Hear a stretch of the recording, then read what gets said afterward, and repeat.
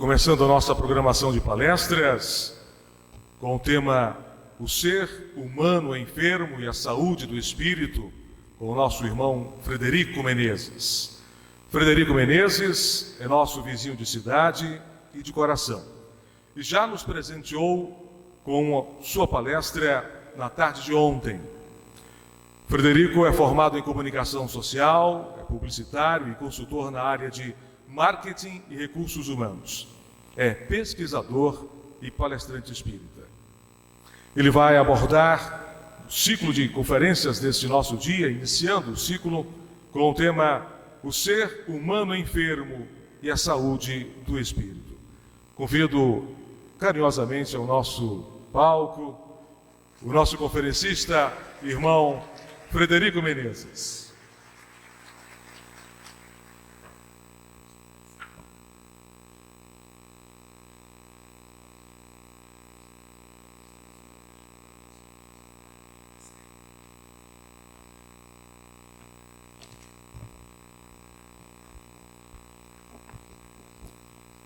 Vou pedir que suspendam as filmagens, porque quem não veio não vai ter direito. Quem veio ontem lembra que eu disse, não, pode filmar, não tem problema não. Boa tarde. Caros amigos, é inquestionável que nós vivemos numa humanidade caracterizada por uma imensa diversidade de estados doentios. Esses estados de doença, esses quadros de patologia, têm convidado especialistas no mundo inteiro a realizarem simpósios, congressos, encontros da área médica e das ciências como um todo, na tentativa de deslindar, de aprofundar e de chegar à conclusão quais os caminhos para obtermos dentro em breve uma sociedade mais sadia. E da mesma maneira como na década de 70, 80, o câncer e a AIDS tomaram conta dos meios de comunicação de massa, informando a avassaladora quantidade de pessoas vitimadas pelo problema. Hoje, as chamadas doenças da alma tomam lugar nas informações a respeito dos quadros atormentados e atormentadores, da depressão, síndrome do pânico, estados de melancolia aguda, angústia superlativa. Há 5 anos atrás, em um congresso em Frankfurt, na Alemanha, psicoterapeutas, psicólogos, psiquiatras tiveram como tema central: por que é que o ser humano adoecia tanto? Traduzindo, uma tradução livre, era este o tema central. Por que é que o ser humano estava adoecendo tanto? Com exceção dos moradores do Ceará, a humanidade estava enferma.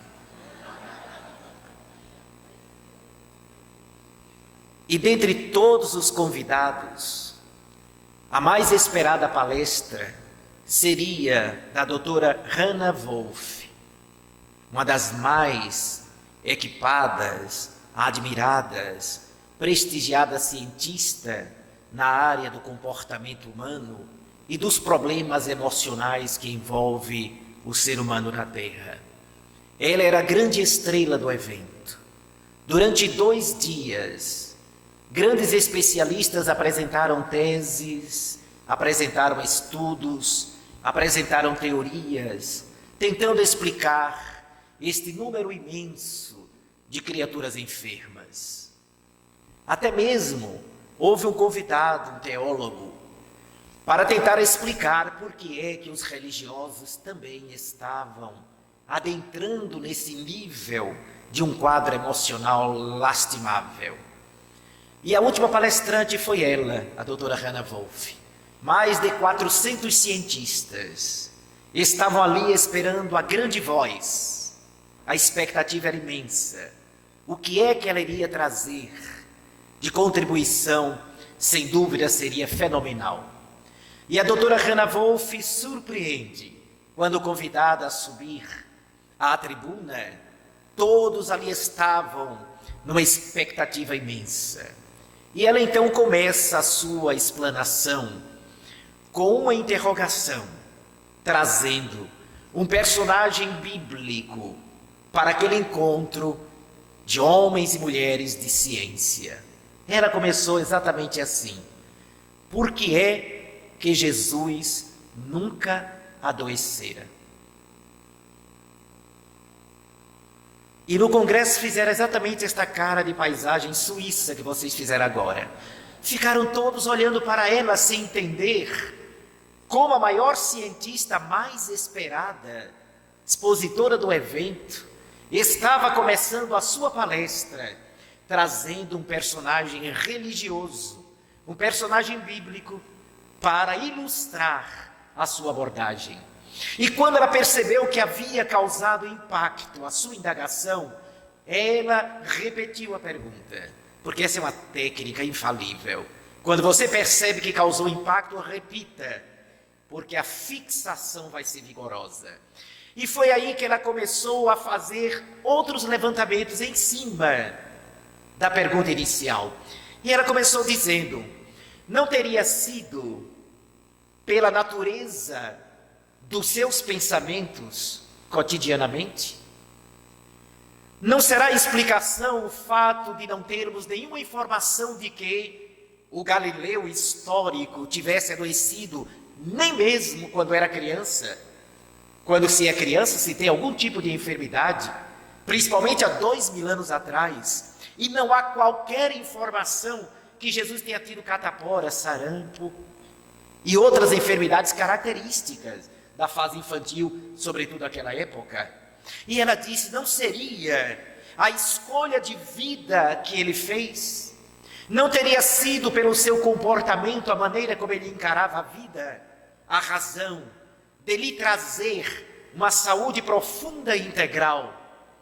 Porque o ser humano, disse a doutora Hannah Wolff, aqueles que nós convivemos na contemporaneidade, apresentam altos índices de conquistas de ordem material, mas nós ainda nos defrontamos com uma série de circunstâncias do universo emocional que não nos permite ter uma qualidade de vida efetiva e, consequentemente, a verdadeira saúde. Fecho aspas para a doutora Hannah Wolff e começa o discurso de Fred Menezes. Para refletir em cima desta colocação e da mensagem espírita, de que todos nós sabemos e ficamos encantados pelo que nos trouxe a ciência, tratando da realidade da vida material. Hoje nós vivemos uma vida muito mais confortável, com facilidades tremendas para a nossa experiência de vida. Viajamos para um outro continente em grandes aeronaves, confortáveis. Quem tem recurso pode tomar o café da manhã em Paris e jantar em Nova York, ou voltar para São Paulo, para aqui para o Nordeste. Hoje nós temos possibilidades imensas de conforto com os nossos automóveis cada vez mais equipados, a tecnologia de ponta nos proporcionando, através de um toque na tecla do computador ou do nosso celular, sabermos o que está acontecendo do outro lado do planeta. Este homem que desenvolveu inteligências magníficas, que desde os tempos imemoriais, com os fenícios, os primeiros grandes navegadores e comerciantes do passado, eles olhavam para aquele oceano imenso e diziam: nós queremos atravessar os mares. Assim como na escola de Sagres, em Portugal, na época dos grandes descobrimentos, aquelas mesmas almas ali reencarnadas começaram a trazer o conhecimento de um novo mundo através da conquista dos oceanos. E não satisfeito, este homem inquieto, esta criatura que não se coaduna com as conquistas efetuadas, esta criatura olhou para os pássaros e disse: eu quero voar como os pássaros. E aí Bartolomeu de Gusmão, os irmãos Wright, Alberto Santos Dumont, resolveram o problema. E hoje nós viajamos no mais pesado que o ar. E este homem não satisfeito olha para as estrelas, olha para o espaço e diz: eu quero ir para o espaço. E aí Yuri Gagarin é o primeiro homem a circundar o nosso planeta da antiga União Soviética, logo depois do Sputnik, o primeiro cachorro que foi para o espaço. E no ano de 1969, o homem pousa no solo da Lua. Agora, pousamos uma sonda espacial num cometa. Já enviamos sondas espaciais para Marte, o lendário planeta vermelho, que sempre esteve no nosso inconsciente coletivo na Terra. Já lançamos sondas para estudar e fotografar os românticos e poéticos anéis de Saturno, para descobrir que Júpiter, Netuno possuem também os seus anéis, os gigantes gasosos. Já conhecemos realidades para além do nosso sistema solar. Fotografamos mais de 200 bilhões de galáxias e dominamos com precisão a fusão e a fissão nuclear. Só que tem um detalhe importante. Este homem que é capaz de dominar as forças atômicas e é capaz de dominar um rio caudaloso para produzir eletricidade e a fertilidade para gerar alimentos, é a mesma criatura que não consegue dominar a raiva, a mágoa, o ressentimento. Dominamos a realidade externa e permanecemos completamente desconhecidos da nossa realidade interior. Temos uma força colossal na intimidade da alma e vivemos como se fôssemos mendigos, empobrecidos da vida. Temos a capacidade de abrir picadas e fronteiras novas por fora de cada um de nós, mas temos uma profunda dificuldade de controlar os impulsos das emoções e somos capazes de tirar a vida de quem amamos ou de quem dizemos amar no impulso de raiva, de ódio. Então esses elementos devem nos fazer refletir para começar a compreender por que é que nós adoecemos tanto. Sem olhar para dentro de nós, dificilmente sairemos deste patamar de vivermos estressados, com um pensamento turbulento, provocando reações do nosso organismo que desde a década de 70, a chamada medicina psicossomática, vem ampliando os nossos horizontes para dizer da relação íntima que existe entre as reações do nosso corpo e a natureza dos nossos pensamentos, emoções e sentimentos. Cada vez mais, este cérebro portentoso do ser humano investiga a intimidade da nossa estrutura interior orgânica e já sabemos o quanto o nosso sistema imunológico guarda uma relação direta com as escolhas dos nossos pensamentos, que nós o oprimimos ou nós podemos fortalecê-lo de acordo com as emoções e sentimentos que nós nutrimos habitualmente. A frase inesquecível de Paramahansa Yogananda, um pensador hindu, quando ele nos presenteia com esta reflexão: a ignorância está na raiz de quase todos os males que aflige a criatura humana. A ignorância no sentido da ausência do autoconhecimento, a ignorância do desconhecimento de afinal quem somos e o que somos. Porque infelizmente até mesmo os religiosos, e particularmente porque não incluir até mesmo aqueles que mourejam na causa espírita, não internalizamos e não entronizamos a nossa natureza em nós mesmos. Ainda associamos a ideia do espírito imortal como se fosse algo à parte da nossa individualidade. Alguém aqui já comentou ou já ouviu alguém dizer assim: olha, ontem à noite meu espírito saiu e foi para um lugar assim, assim, assim. É a maior prova do que eu estou dizendo. O meu espírito foi para não sei onde, como se ela fosse uma pessoa e o espírito fosse uma espécie de balão de festa, aquela bexiga de festa, que resolveu sair por conta própria. A colocação justa, se nós tivéssemos consciência internalizada, que nós somos um espírito imortal numa experiência temporária na carne, seria dizer, ontem à noite, eu saí do corpo e fui a tal lugar. E não, meu espírito saiu. Porque isso mostra o quanto nós ainda pensamos que somos um bolo de carne que parece que tem uma alma. E isto faz uma diferença gritante, gente. Porque conforme a gente pensa, a gente é. E se eu me identifico profundamente com a matéria, eu passo a ver, respirar, sentir, viver como matéria. E a matéria é putrescível, a matéria é frágil, a matéria acaba. Logo, quanto mais eu me identifico com a matéria, mais eu sou putrescível nas emoções, mais eu decaio nos sentimentos, e mais eu temo a morte, porque eu associo profundamente a mim mesmo a matéria que perece.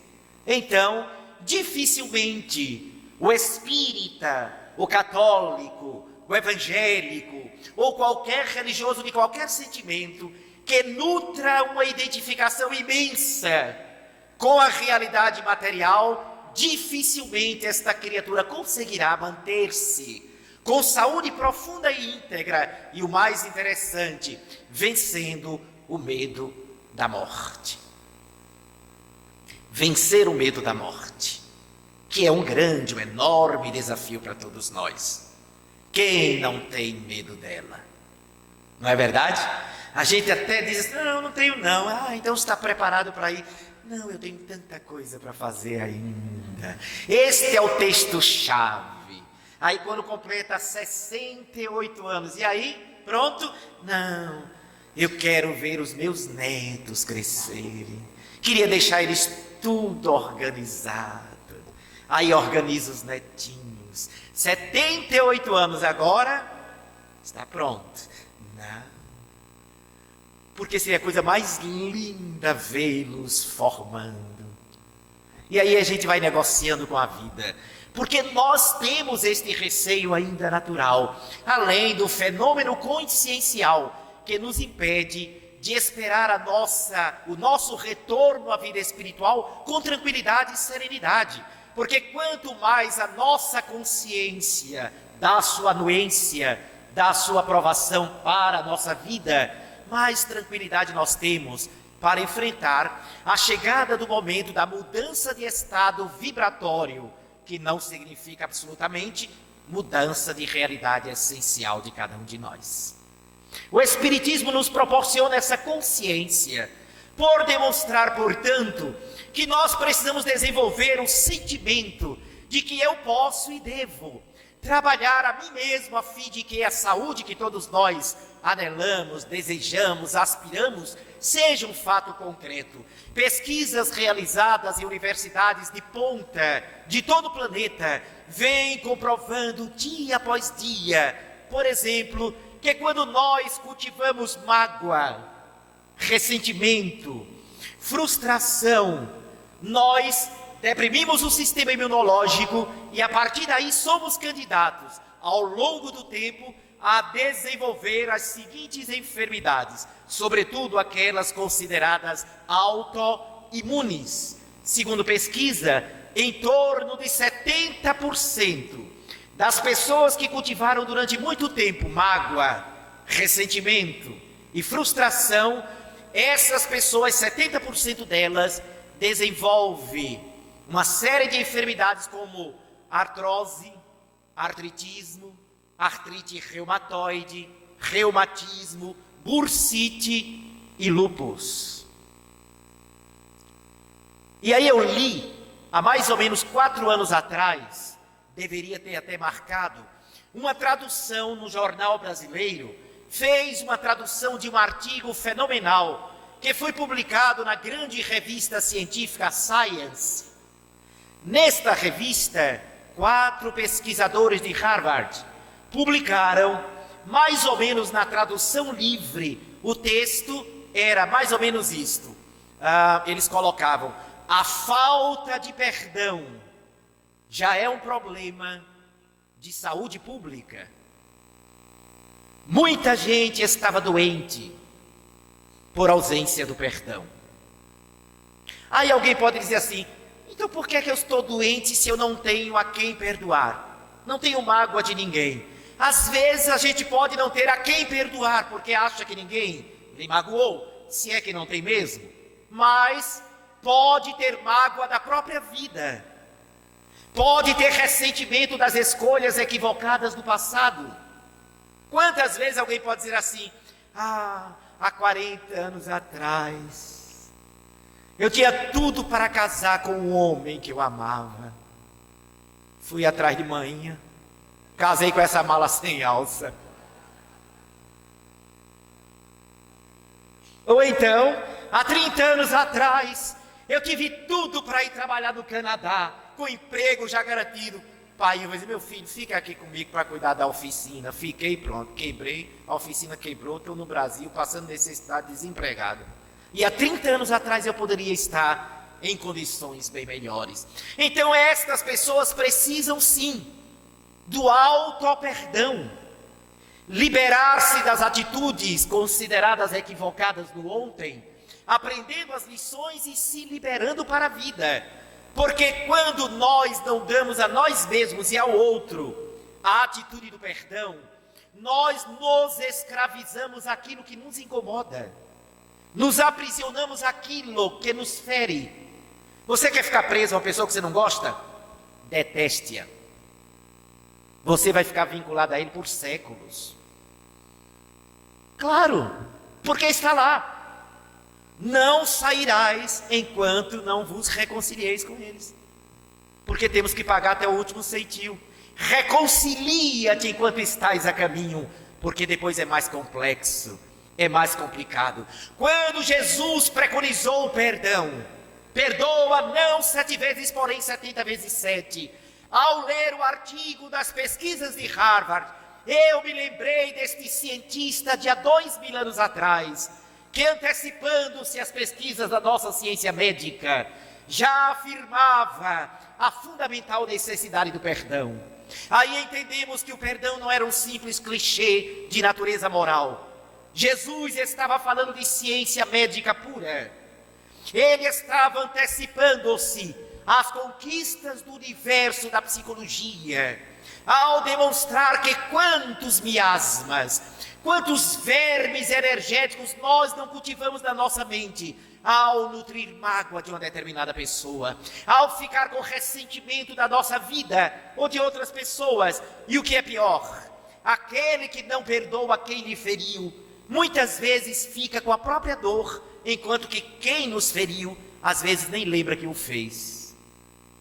Vamos pegar um exemplo muito prático na atualidade. Ok? Rubens, por exemplo, nosso Rubens aqui de Uberlândia. É Rubens, né? Rubens, não é isso? De Uberlândia. Então, Rubens da Rádio Fraternidade, ele disse uma coisa que me magoou, ele foi duro comigo, em um determinado evento. É só uma ilustração, viu? Não aconteceu, não. Ele foi duro, e eu fiquei magoado, ressentido, melindrado, até porque sou espírita. E um amigo nosso disse: por que vocês estão rindo? O espírita sabe o que eu estou falando. Um amigo nosso disse: eu só vim conhecer a palavra melindre quando me tornei espírita. Ô raça melindrosa. E se for médium, então? Então, ele me magoou, eu fiquei melindrado, porque o melindre é o termômetro do nosso orgulho. Se alguém quiser saber qual é a dimensão do meu orgulho, é só ver a natureza e o tamanho do melindre. Quanto mais orgulhosa for uma pessoa, mais melindrosa ela é. Se fere com tudo. É o orgulho em alto grau. Quanto menos orgulhoso, o nível do melindre cai. Então veja, ó, dica para a gente fazer autoavaliação. Pois bem, ele me machucou e eu fiquei ferido.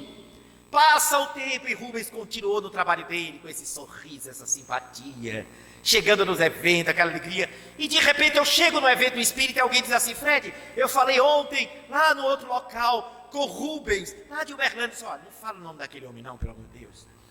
Aí a pressão já subiu, o mal-estar bateu. E enquanto eu estou me sentindo mal, Rubens está jantando num restaurante chique na Torre Eiffel, em Paris. E eu aqui no Nordeste, angustiado por causa de Rubens. Na semana seguinte alguém me fala dele de novo, a pressão cai, o mal-estar. Eu sinto aquela angústia por causa dele, porque eu estou magoado com ele. E enquanto eu estou aqui perturbado, Rubens já está fazendo compras de final de ano em Nova York. Aí eu pergunto a vocês, quem está perdendo, o Rubens ou eu? Eu, porque Rubens, coitado, nem precisou que tinha me ferido. E eu fiquei com aquela mágoa me autodestruindo, porque a mágoa é um veneno que a gente toma pensando que o outro vai morrer. Pode reparar. Não, eu não quero nem saber, eu tenho uma mágoa daquela pessoa, pronto. Eu estou morrendo, pensando que aquilo que eu estou dizendo está matando o outro, e não está. Até porque se o outro estiver bem equilibrado, a minha energia ruim bate e volta. Pela lei de sintonia, não alcançará quem eu estou pensando.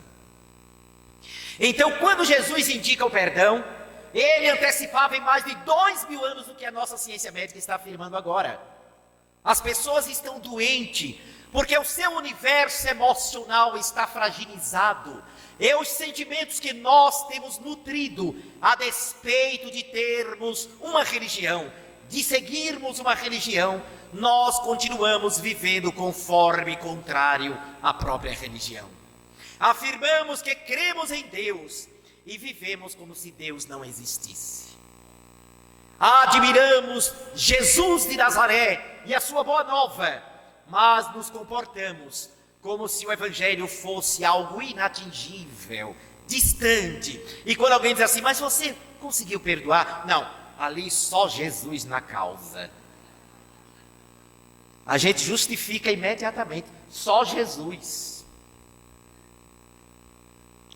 É impressionante como nós não conseguimos compreender a necessidade fundamental da internalização da experiência, que esta é a conquista da sabedoria. Ora, o que é que nós somos? Narram as tradições que uma jovem senhora havia desencarnado e chegado às portas, um portão imenso, na realidade espiritual, um portão dourado, azulado, com irradiações luminosas, e esta senhora, ela adivinhou: se eu abrir este portão, eu irei penetrar no paraíso.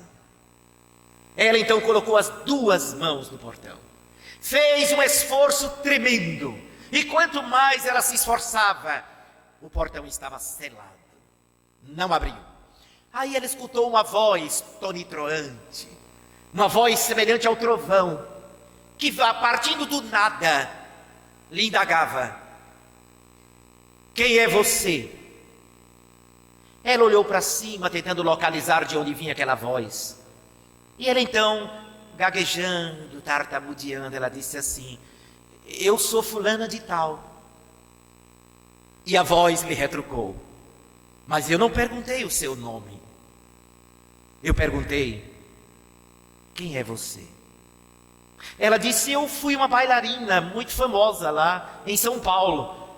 E a voz novamente lhe indagou: mas eu não estou perguntando a profissão que você teve no mundo. Eu quero saber, quem é você? Ela disse: eu fui uma mulher. E a voz disse: mas eu não perguntei seu gênero. Eu perguntei: quem é você? E como ela não soube responder, não entrou no reino dos céus. Se a gente perguntasse em Fortaleza, Tóquio, Recife, Natal, Nova York, Singapura, na Tailândia, no Nepal, na Mongólia, no Paraguai, na Argentina, no meio da rua, quem é você? Iríamos ouvir respostas semelhantes a dessa senhora: eu sou fulano de tal. Mas nós não estamos perguntando o nome, eu quero saber quem é você. Será que nós saberíamos responder quem somos nós? Sem o hábito de aprender a olhar para dentro e vasculhar o nosso universo pessoal. Na verdade, desconhecemos quem somos nós e vivemos injetando forças problemáticas e negativas de dentro para fora. Nós somos os nossos sabotadores. Nós sabotamos o nosso poder de felicidade. Nós nos sabotamos cotidianamente. Tem gente que até faz questão disso e não sabe, não percebe. Tem gente que todo dia, se você encontrar com ela 5 vezes no dia, ela reclama das mesmas dores. Se você encontrar com ela de manhã, de tarde e de noite, ela vai se queixar da mesma coisa. Sempre. Tem gente que todo dia dói uma coisa. Um dia está com enxaqueca. No outro dia a coluna está arrebentando. No outro dia eu estou com a pressão alta. No outro dia a pressão já caiu. No outro dia o fígado está arrebentando. E no outro está com taquicardia. Quando nada acontece, a unha crava. Por que será que tem gente que todo dia adoece? Se analisarmos estas pessoas, nós vamos identificar que elas possuem uma baixa autoestima, um alto desamor agudo. Porque a pessoa que não se ama, a gente até conhece fácil. Eles apresentam determinadas reações no organismo que a gente pode identificar. São pessoas com dificuldade de demonstrar algum tipo de leveza na própria vida. São pessoas que estão o tempo todo com o senho franzido. São pessoas que têm dificuldade de relaxar a face, relaxar a si próprio. São pessoas que quase sempre, quando comentam alguma coisa, comentam aquilo que é difícil ou ruim. E elas, em geral, apresentam reações no organismo, reações de enfermidades múltiplas, em geral. Sem falar o alto nível do pessimismo. Eu vou falar agora porque eu sei que nenhum de vocês tem esse problema aqui. O pessimismo. Contam as tradições, que foi um fato real, que um rapaz, um senhor cheio de dívida, e esse senhor, ele era pessimista, materialista, era ateu. E ele era muito pessimista, estava com um débito imenso. Um débito financeiro, há muito tempo, com esposa, com filhos. E ele já estava ficando desesperado quando ele sentiu um impulso. Eu vou contrair um novo empréstimo, com dinheiro novo, pago o antigo.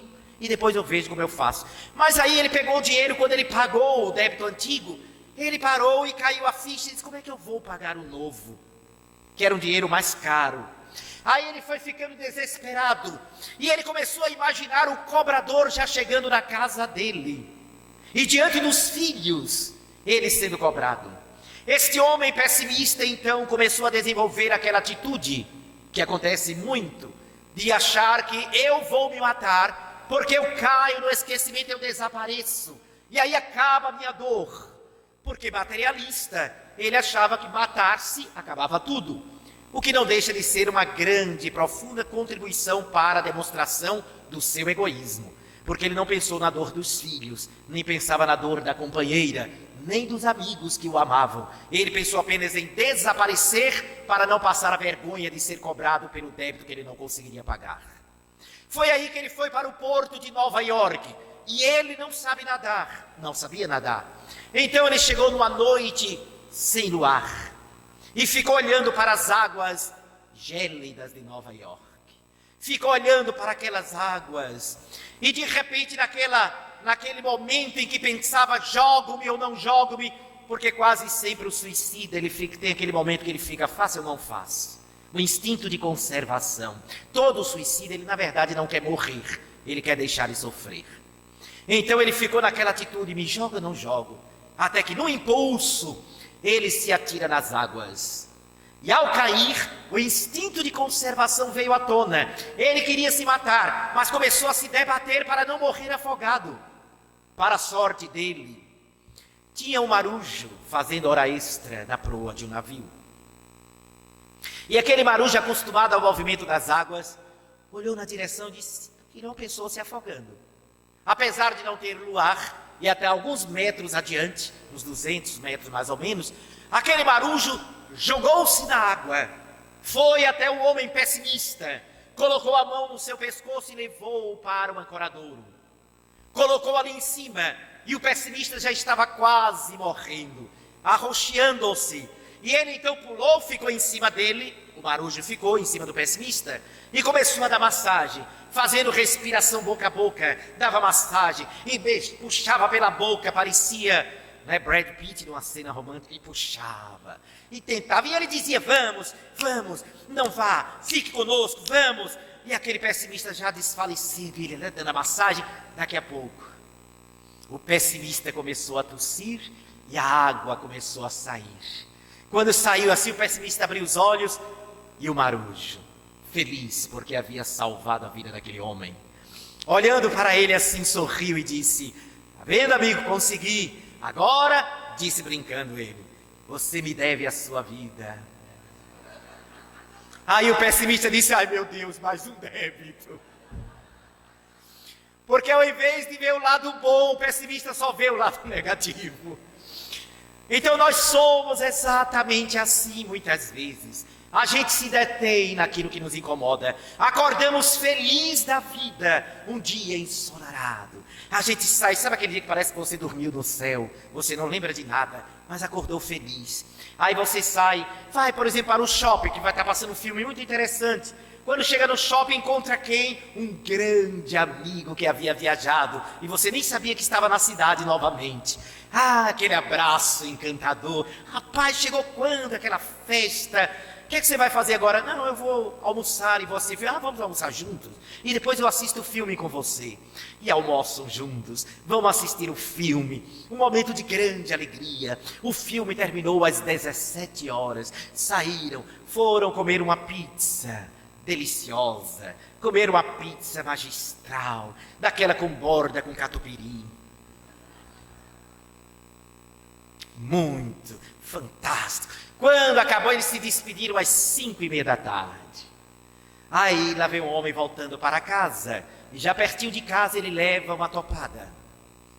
Aquelas topadazinhas, aquelas pancadinhas no dedão do pé, que tira a pelezinha, só fica a água escorrendo.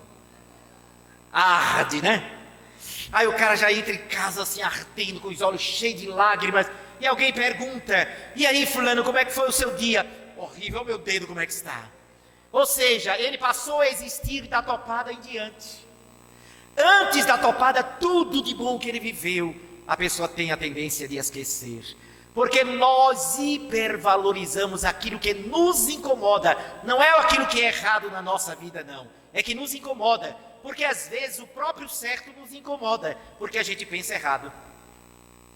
Então, quando nós hipervalorizamos o que nos incomoda, a gente deixa de ver tanta gente maravilhosa que nos ama, que enriquece a nossa vida, e só nos lembramos daquele vizinho que mora no final da rua que a gente detesta e antipatiza.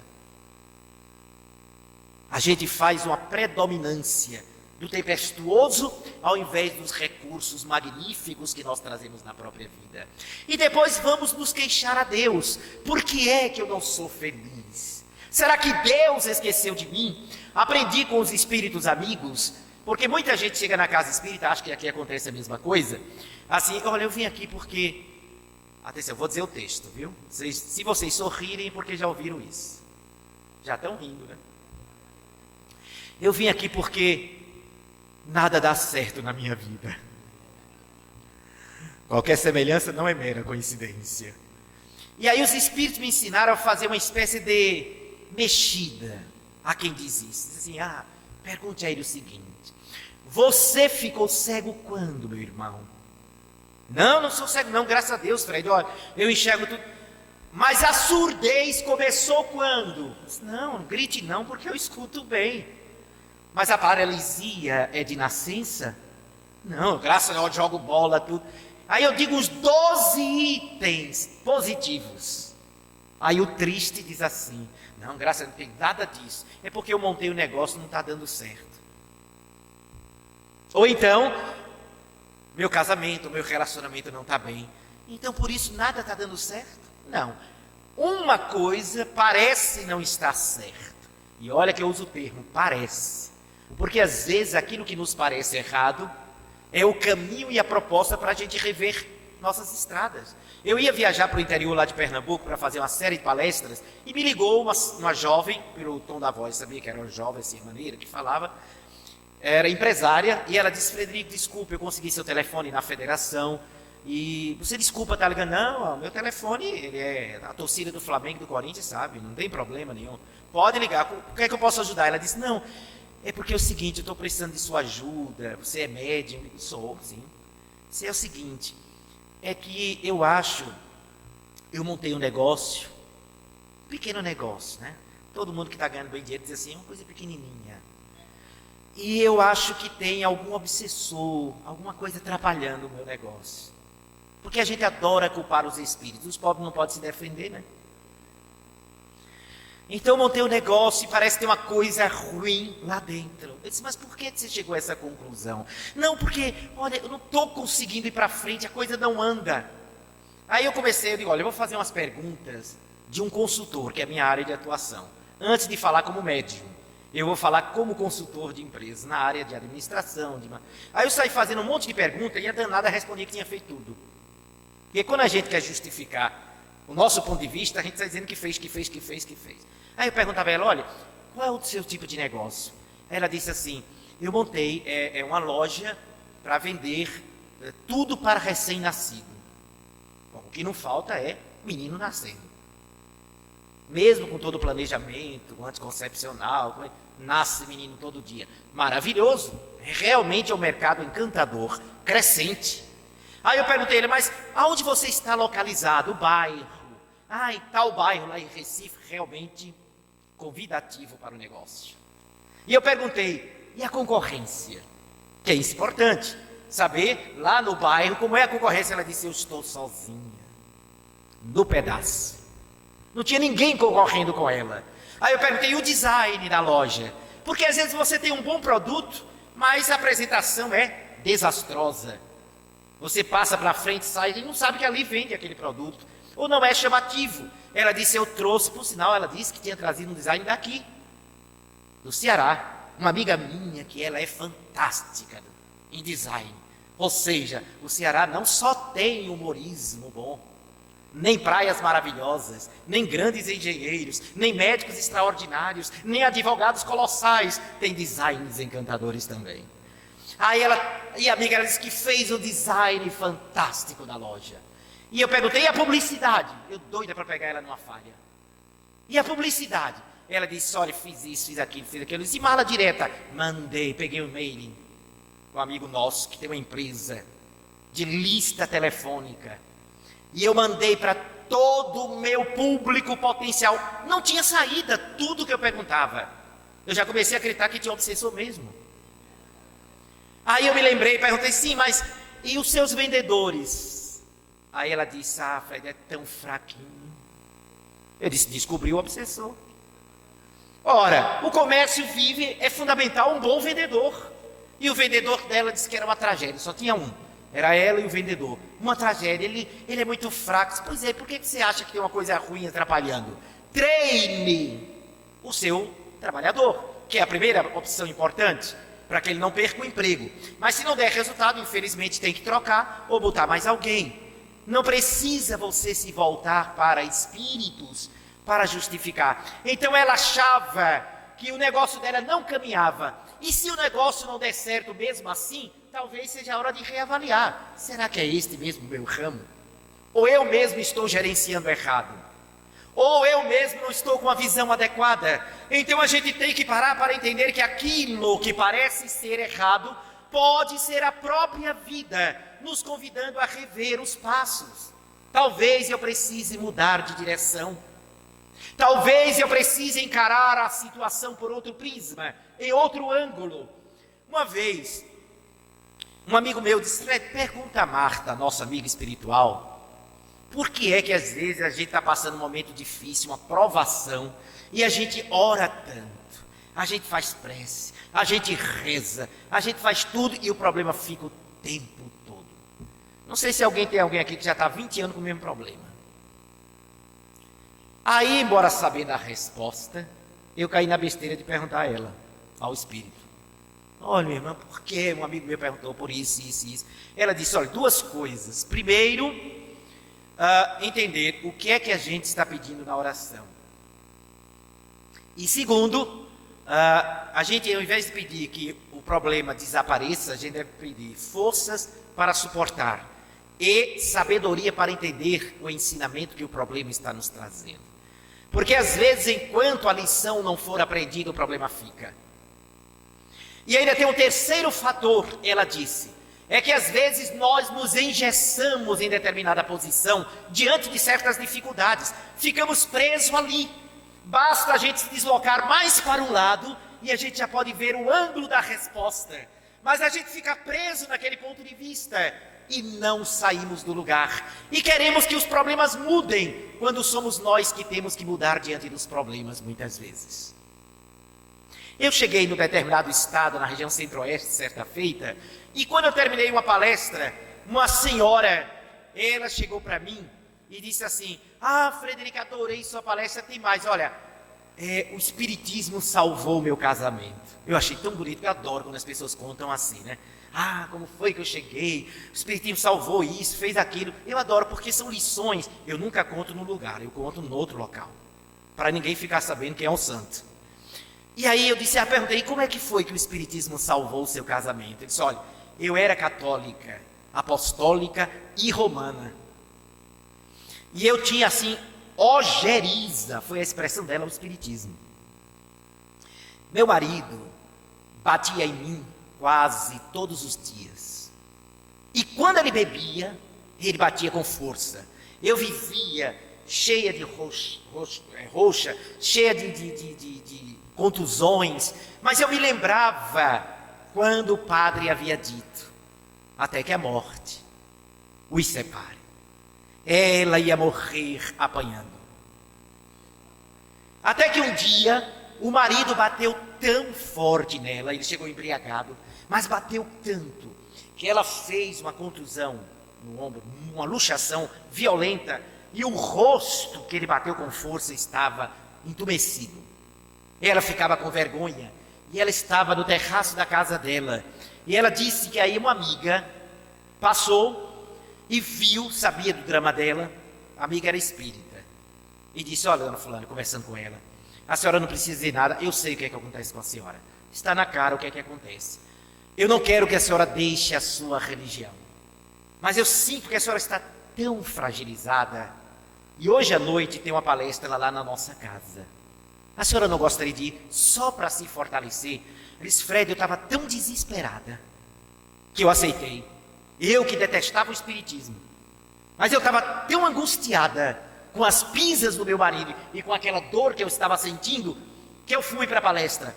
E o interessante é que a palestra era sobre reencarnação.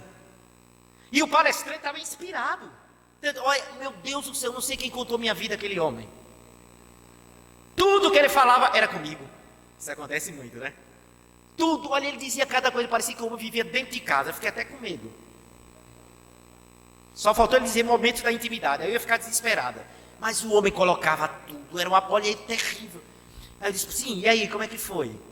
Ele disse, até que já perto do final, o palestrante era meio ortodoxo. Aí ele disse assim, tem mais. Você que tem um marido problemático,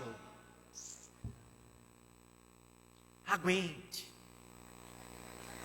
Porque se você pegou um marido desse, é porque foi a maneira como você deixou ele em outras vidas.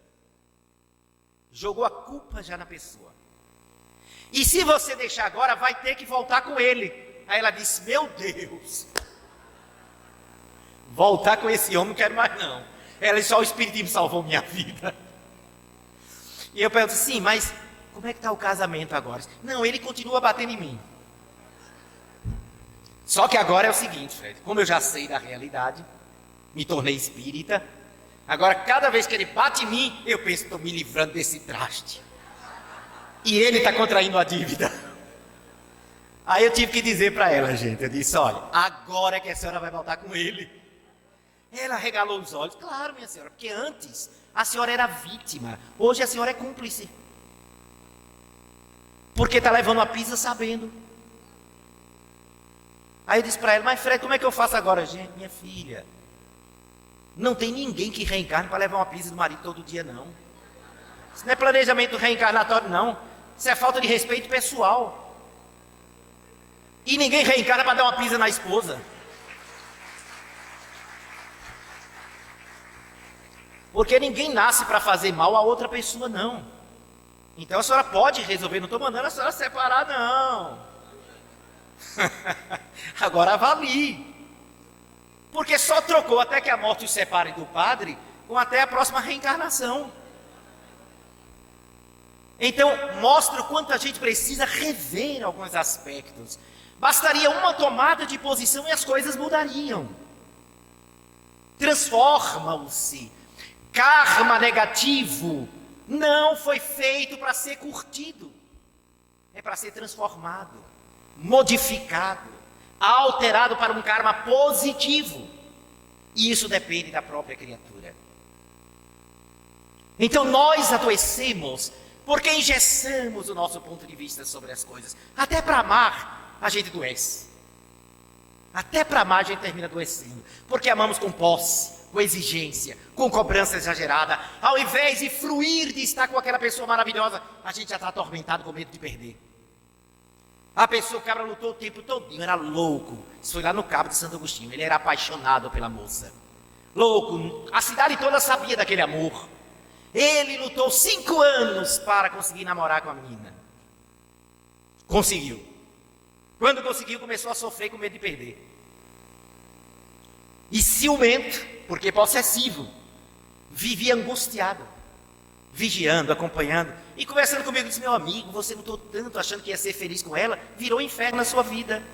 Porque pior do que não conseguir quem a gente gosta, é conseguir, entre aspas, e viver achando que vai perder a qualquer momento. Porque não sabemos gostar, não sabemos amar. E o amor é uma conquista, é uma ciência, é uma arte que a gente desenvolve. Eu posso passar 5 minutinhos? Ainda não chegou não, posso passar 5 minutinhos? Posso? Posso? Vocês aguentam? Tá bom, 19 horas eu paro. Então veja o que acontece. Diante de um fato, certa feita, na nossa reunião privativa, um espírito amigo, ele veio e deu uma comunicação linda sobre a lei do amor.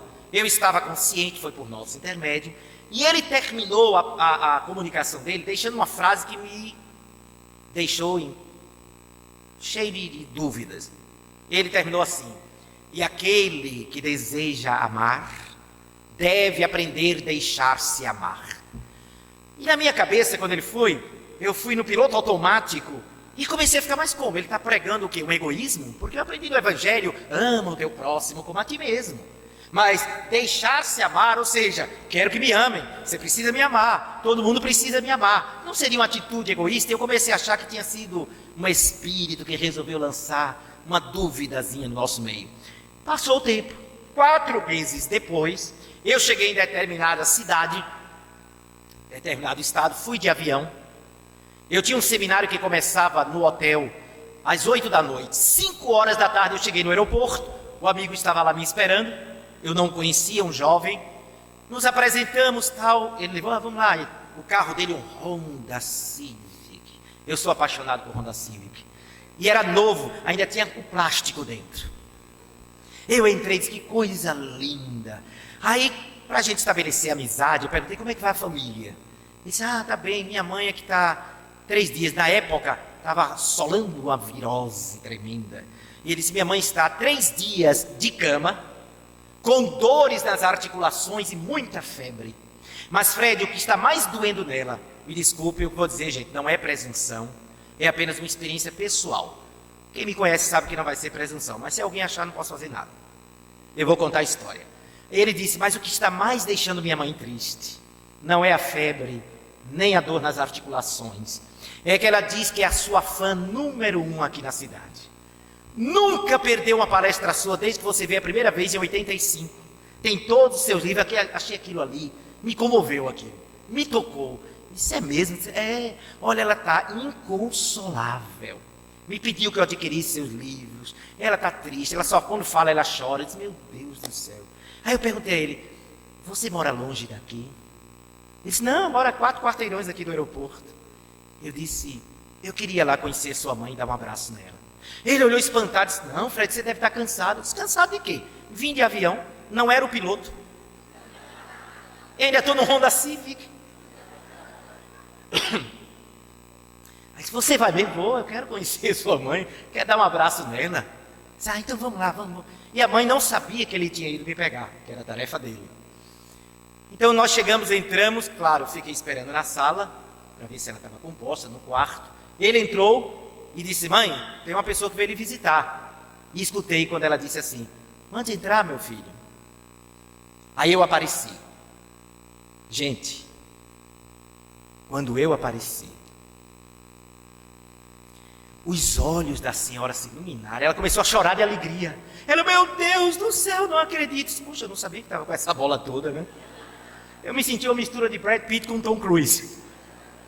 Aí eu fui até ela, a gente se abraçou, ela me beijava, eu beijava, ela me beijava. Ela olhou para mim, você tá lindo, aí que eu gostei, né?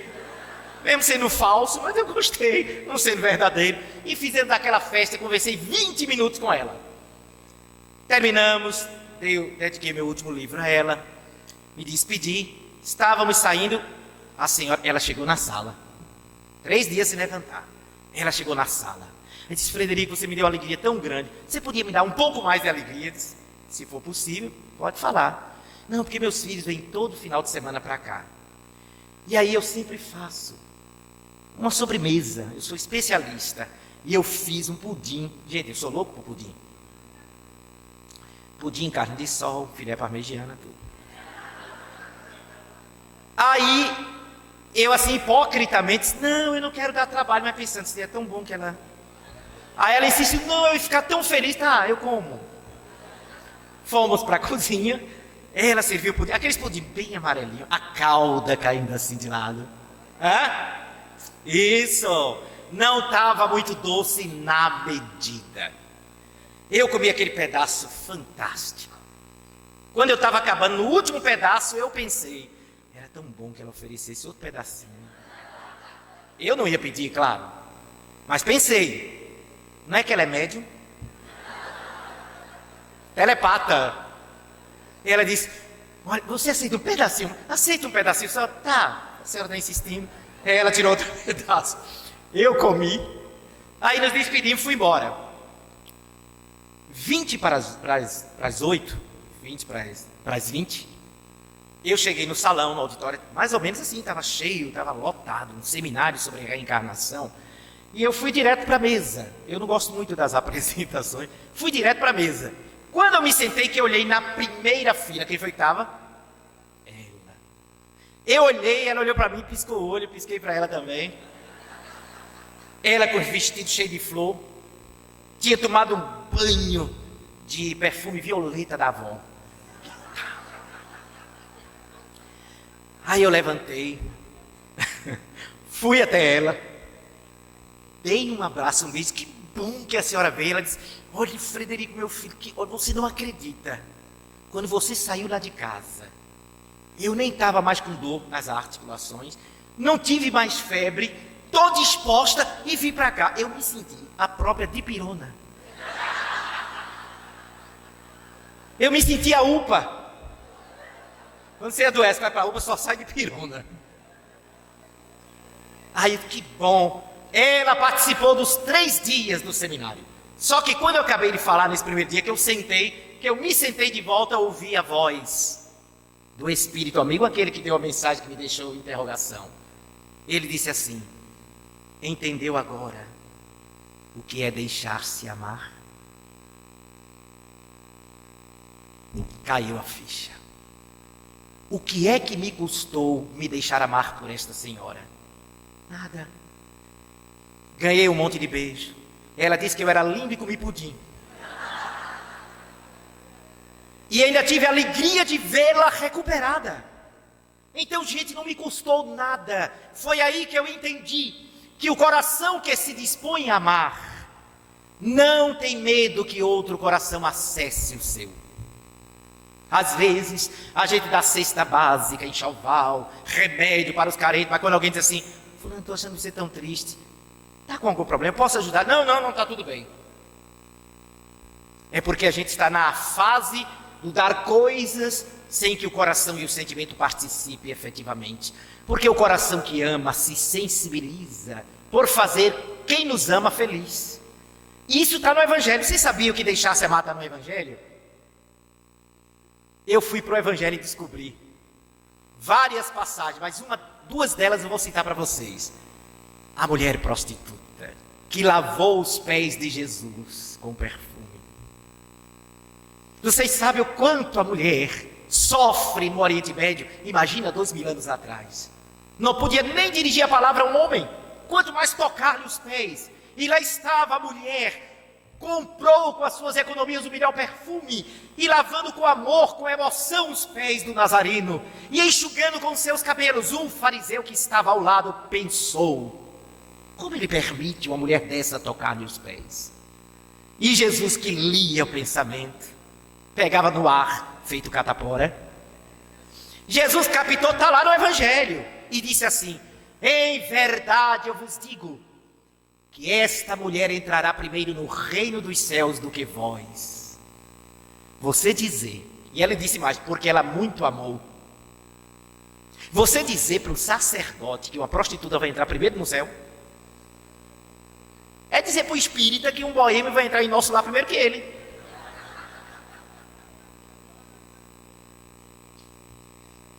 Não é incrível isso? Olha como Jesus era inclusivo, acolhedor, como ele abraçava todos, e ele dava lições mostrando: pare de convencionalismo, de formalidade. O amor não pode ser convencional, o amor precisa ser inclusivo, respeitador e cheio de dignidade. Então foi isso, Jesus deixou-se amar por aquela mulher, ela ficou feliz, porque Jesus aceitou o seu amor. E a outra passagem, Zaqueu, cobrador de impostos, chefe da coletoria de Jericó. E lá estava Zaqueu, não conhecia Jesus, mas ele sentia na intimidade do coração, porque era um homem bom, um homem sensível, uma alma madura. Zaqueu sentiu que Jesus era o Messias, sim, de verdade. E soube que Jesus passaria em frente à sua coletoria naquela manhã. Então, quando a multidão juntou Zaqueu, que tinha estatura baixa, ele tinha entre 1,60 m, 1,63 m. Então, quando viu o vozerio, era Jesus que se aproximava. Zaqueu saiu correndo, mas ele era detestado pelos judeus, porque a tarefa dele, a profissão, era cobrar impostos, que ia para Roma, o império que massacrava Israel.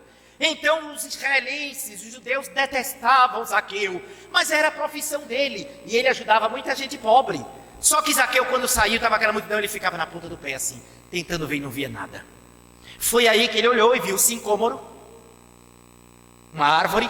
Ele correu, e aquele homem rico, famoso em toda Jericó e redondezas, ele subiu na árvore para olhar a passagem do Messias. Imagine o homem mais rico de Fortaleza, eu não sei quem é, subindo num coqueiro para ver o artista passar.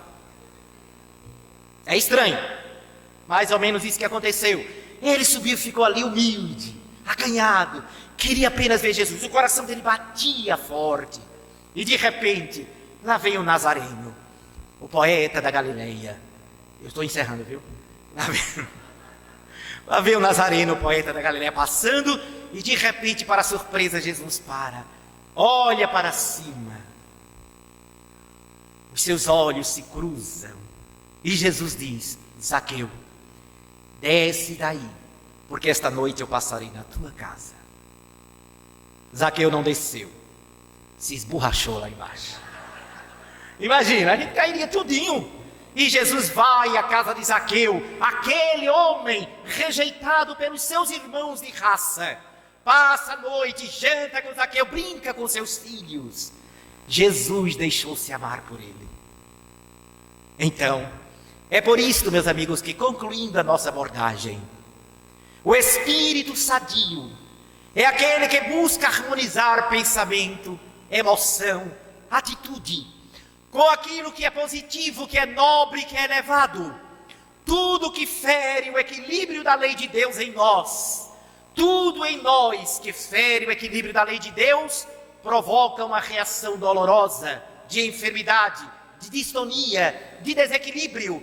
Por isto que o amor vivido pelo Evangelho, trazido pela Boa Nova, para ser experienciado por todos nós, esta mensagem da Boa Nova é sem dúvida o instrumento para que sejamos criaturas sadias, felizes, cheias de entusiasmo, porque quem abre o coração para o amor sente-se possuído pelo divino. A palavra entusiasmado vem do grego clássico e significa tomado, possuído pelo divino. Que nós abramos a alma para o amor, para amar, porque esta é a nossa natureza real. E ao mesmo tempo aprendamos a permitir que o outro tenha acesso à nossa vida, como irmão e como amigo. E para concluir, não se preocupem, se alguém aqui quiser me convidar para o filé parmegiano, para uma carne de sol, para um pudim, eu me deixo amar. Pode convidar. Muita paz.